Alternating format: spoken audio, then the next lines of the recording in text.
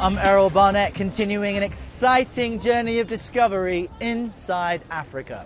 This week I'm in the Eastern African nation of Rwanda, and with a population that's estimated to be more than 11 million and a land size that's roughly half that of Scotland, this is Africa's most densely populated country.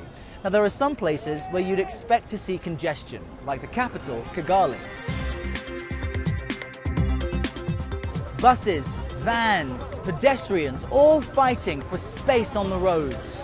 But take a look at the scene around me. It's just as busy, and I'm actually 96 kilometers outside of Kigali in a town called Musanze.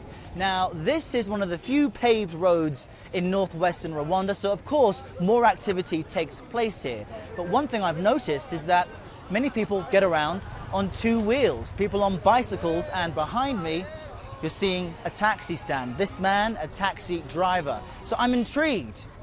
Life in Rwanda on two wheels. What more can I discover and find out? Come with me.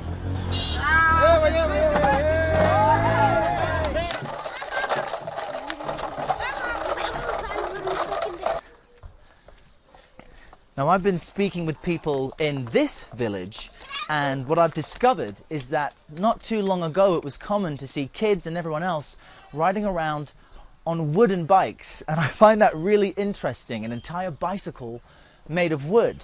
Now, Rwanda has banned the use of these bikes on the main roads, but you can still use them on some of the side streets. So I've come to the home of one man who's described to me as the best wooden bike maker in the village. Wow. This must be it. Sturdy. That's a good sign.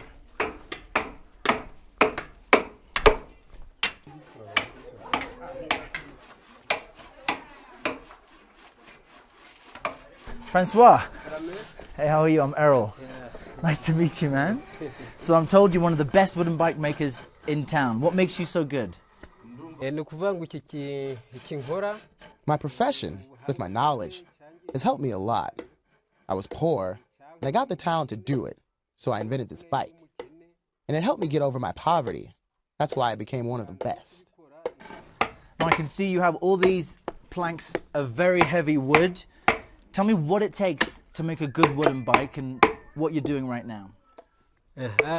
It takes a lot of money, because we buy the tree and we take it to the carpenters who cut it into this wood. And we add lots of other instruments in order to assemble the nice wooden bike, so it requires a lot of money. Francois, I'm intrigued to see what these bikes are like on the road, so let's go try it out. Come on, let's do it. Just by how slowly Francois is pushing his bike and I'm dropping mine, you can see how heavy these things are, made of very solid wood. Oh. And the village has turned out to see us use them. Now, before we can ride these bikes, Francois is doing a bit of maintenance, making sure the wheel works. And you don't have to worry about a flat tire on these things because there's just a thin piece of rubber around this disc of wood. So technically, the tire's already flat.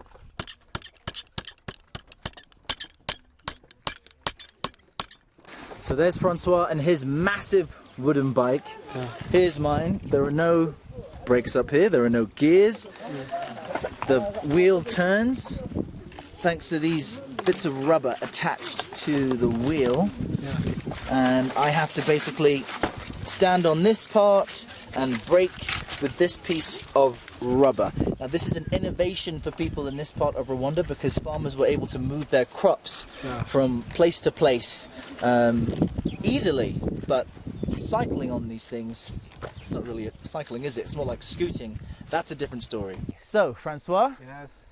shall we take a little test run and see how you ride a wooden bike? Let's clear out the village. Give me some room, people, because I most certainly will be coming towards you. Okay, so what do? You just step up like this and then break it like that. Or you're going to do your knee. Should I do my knee like this? Here we go. Okay, now you got to catch some speed. I'll follow you.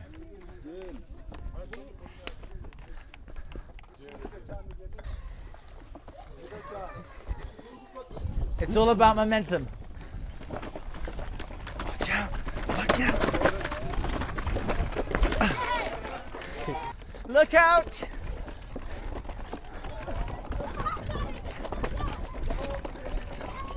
Whoa. There we go. Hey, hey, hey. Hey. There's the village who've been watching our race. Now, not that many people ride these wooden bikes anymore, but it is an interesting part of history and culture here. The fact that they took the acacia tree wood and some other wood to make a sturdy solution to wheelbarrowing crops from farm to farm. So Francois, let's see your bike. Francois, how was that for you? Was it good? You are the bike maker, and these are your bikes. Now, many bike riders in Rwanda got their start on wooden bikes just like these, and some have developed a true passion for real cycling and now compete with the national cycling team.